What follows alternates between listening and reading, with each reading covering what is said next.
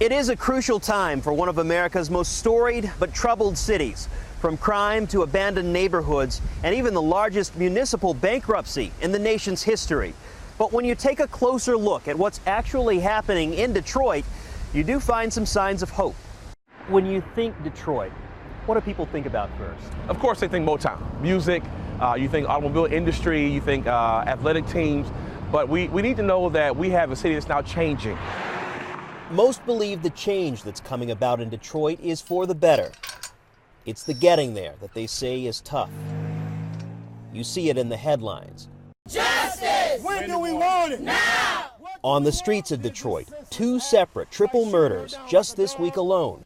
Folks here are fed up with the crime. We just had to be strong. You have to keep thinking about and praying to God and having faith and just hoping even though hope is really not there, but we still have to keep hoping.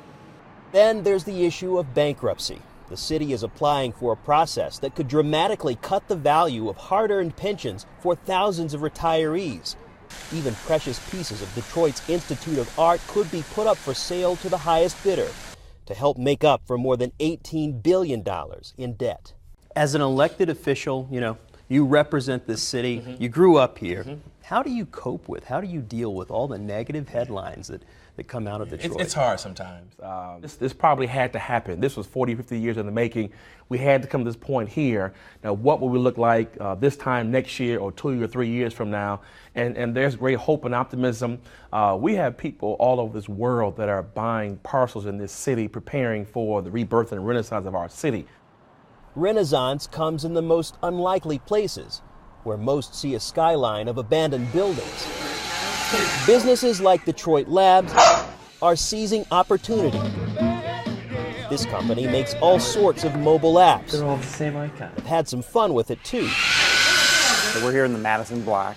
There are dozens and dozens of startups like Detroit Labs. There are lots of business reasons to be here, but it's also great that the entrepreneurial activity is taking place right downtown. Detroit Labs is one of many new startups backed by a private equity group called Detroit Venture Partners, a firm run by native Detroiter Dan Gilbert, the founder and CEO of Quicken Loans. And Gilbert is doubling down on Detroit.